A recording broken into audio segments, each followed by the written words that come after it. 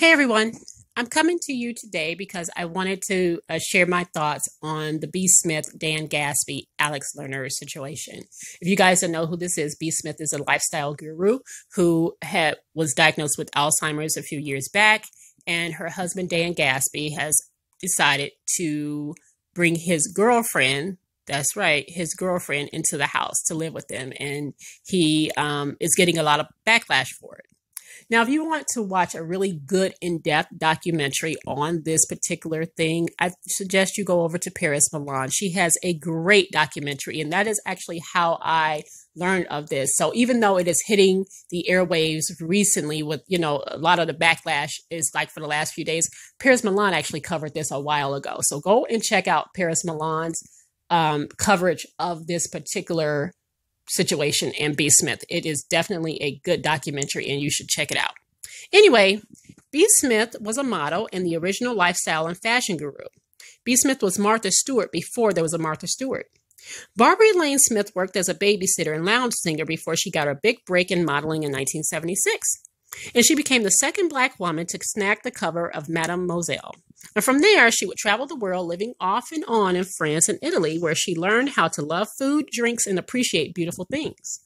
And from this point, she moved into the restaurant business. And this is how B.Smith would eventually meet her second husband, Dan Gasby. He walked into her first restaurant and they immediately hit it off. Dan was a TV executive at the time, and they would go on to marry in 1992. They were married for 18 years before B got sick. And by this time, B.Smith had a television show called B.Smith with Style. Some of you may remember it, as well as having different showings on the Today Show. She had a successful magazine and opened 3 successful restaurants. B would also launch her home accessories lines in Bed Bath & Beyond, where you can actually find it to this day. B.Smith would also parent Dan's daughter, Dana, from a previous marriage. She never had any children of her own.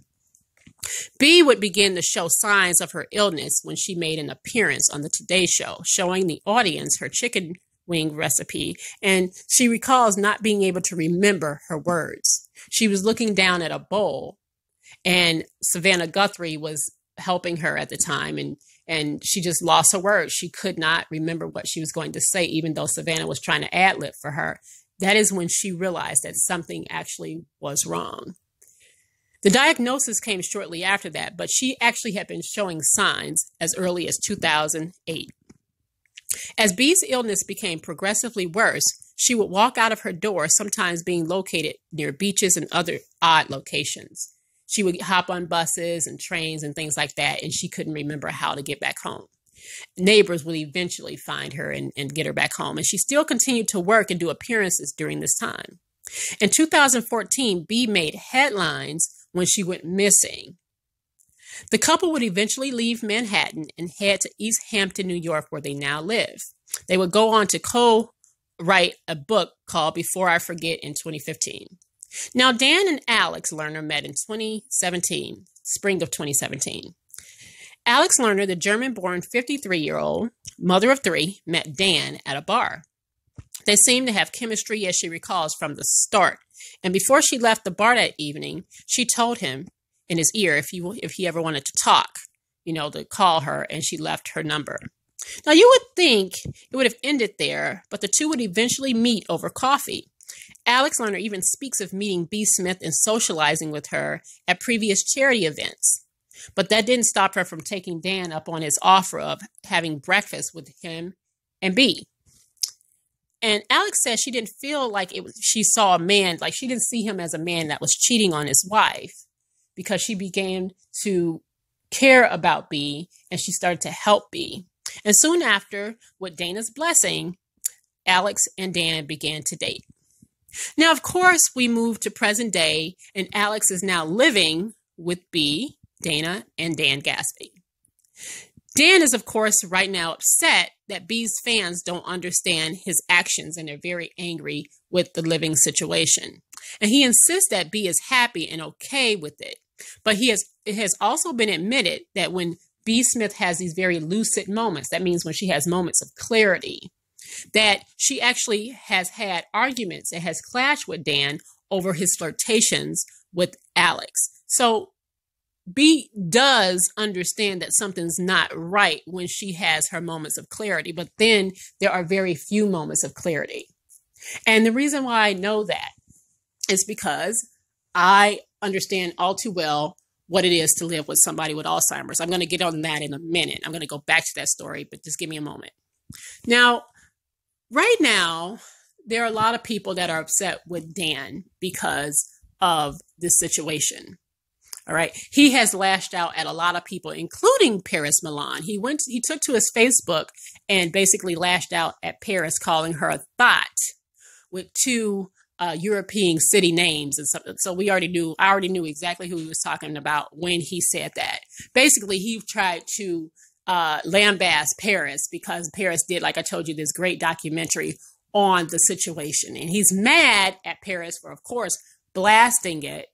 And he's mad at B's fans for not understanding the situation. So I guess I can ask you guys, do you think that he's right in the fact that, he made a point of saying that he's still a man and he doesn't want, even though he loves his wife, he doesn't want her to basically run his life or ruin his life. He has a life to lead. He has a life to live right now.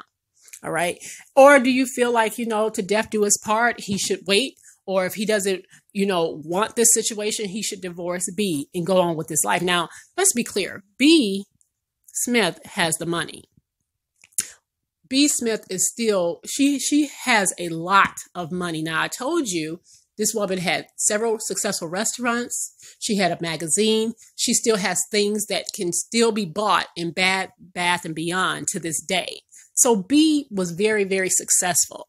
So technically, it's her money that we're talking about, that they're living off of, that he's taking his girlfriend on ski trips. And I've seen lots of pictures with he and his girlfriend. He posts up his girlfriend every chance he gets. They're at a party. They're on a vacation. I mean, this is what's happening right now as B is living with Alzheimer's, that he has gone on with his life and he has this woman. And it's not bad enough that he has decided to go off and have this woman, but he has moved her into the house. Now, Dan is good for showing pictures of B and Alex laughing and smiling and having coffee together. He loves to show those moments as if everything is great. But he also, if I've noticed, if you ever go to his Facebook page, he shows moments of B being very confused and looking like a toddler and eating like a 2-year-old child. And I go back and forth as to why he shows these things. Okay. But do you guys think that he's selfish, or do you think, he has to have a life? Now, let me explain to you a little bit about why this touches me and bothers me. Spring of 2018, I lost my father suddenly. My father had Alzheimer's, but he died suddenly. He literally suddenly. I went out to the store and left him with, just for a few minutes. I went out to the store next day. Next thing you know, he was gone. Now, my father wasn't at where I feel like B is. He wasn't at that stage, but he was getting progressively worse.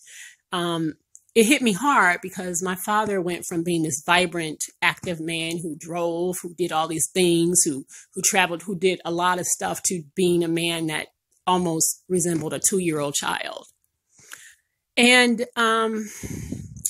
so in the winter of 2017, early winter, January, I started noticing that my father seemed a little confused. He had left his vehicle in a really bad neighborhood, and he walked home. I had no idea. I didn't even know what was happening. He said he couldn't find it, and he didn't know where he was. He didn't know where his keys were. I actually eventually found the car, and the keys were still inside. Thank God. And I ended up having it towed out to my place. Also, he had these moments where he would leave things in the oven. He would leave the oven on for hours, and he almost burned down the house. So I started seeing all these things, and I was trying to convince him to come and stay with me, but he didn't want to. And so I think things hit the fan basically when I got a call early in the morning saying that my father had been found wandering the street at 3:00 in the morning looking for me. He didn't know where he was, and thank goodness he was found safe. And I just made the decision at that moment to take him from his home, to pack up a few of his belongings, the only home he has been living in for roughly 50 years and move him to my house. I didn't know what I was going to do. I had no idea what I was doing. I had no idea what Alzheimer's really looked like at that moment, but I made the decision I was going to do it. And so I moved him in with me and my children. Now, we already had a life. I had a boyfriend of several years. My kids had sports. They had all these different activities. We traveled. I didn't know what this was going to look like when he moved in, but I made the decision to do it because my mother had been, she had been deceased for several years, and I just knew that this was the right thing to do. And by the way, my brother was incarcerated, so it was just me. I had to make a decision, and I made it. I didn't have $5,000 to send my father to a nursing home. And even if I did, I made the decision I could not do that to him. And I'm not going to sit here and pretend that that was the easiest thing to do. It was hard as hell taking care of him.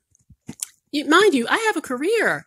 I work every day. I had to leave the house. I didn't know how I was going to do this. And so I had, really nice neighbors who would come and stay with him during the day while I was at work. But eventually that didn't work because he would leave my house. My father didn't know much about my neighborhood, but he would wander off and the police had to be called. It was just terrible. It was really bad. It was a bad situation.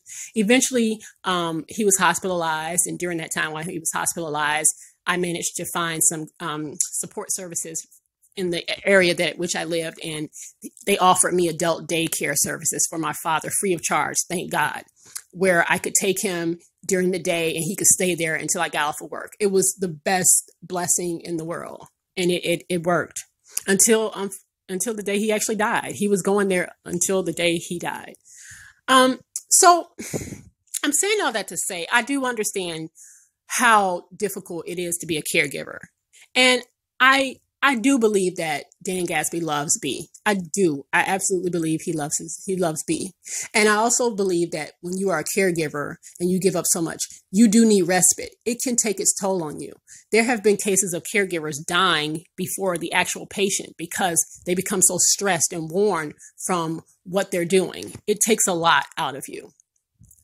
That being said, it doesn't mean that I agree with him. I absolutely don't like that he decided to move this woman into his house. Now, if he wanted to go on and live this life, he had a couple of options here. I feel like he could divorce B, but then again, he probably wouldn't divorce her because there may be some kind of stipulation in their agreement if they have a prenatal, I don't know where I get that from, premarital agreement saying that if there is infidelity, he doesn't get any alimony. I don't know, but there's just a reason that he just can't bear to not be with her. Okay. But if he is going to go on with his life, quote unquote, and still have manly needs and wants love again, he didn't have to bring this woman into the house. He could have simply just left the house, bring somebody in. His daughter's living there. Bring somebody in while he goes out and does what he want to do. But don't have her living in the house. That's my problem. And the truth of the matter is, we wouldn't have known this had he not shared it with everyone. He probably thought, wow, look at me. I'm doing a very noble thing. And it bit him in the ass because he decided to share this story with the world, thinking that a lot of people were going to understand. Now, I'm not going to sit here and say that there are no people that don't understand. There's some people that actually agree with him on what he's doing, but there's a lot of people that don't. And so I don't like it. I don't like the fact, I know to death do us part, and maybe for him, there's a part of B.Smith that has died. She is not who she was. And that's true. Alzheimer's takes the person away. They're just a shell of a person. So she probably is very much not who she once was. And that's difficult for him. But there has to be a better way. And that's all I'm saying. I'm not saying that this man should not live his life. I don't like the fact that he moved her in. He could have done that outside of his marital home. And no one would have known. No one would have known if he didn't decide to share it with the world. So I just wanted to share my personal story because I know what Alzheimer's does to a caregiver. And everybody gets tired after a while. But there's a way to go about it. And I just didn't like his way. So tell me, guys, what you think. Do you think Dan Gasby is right? Or do you not like what he's doing? Let me know what you think in the comments. And I'll talk to you guys later. Have a wonderful and happy and warm Thursday. Take care.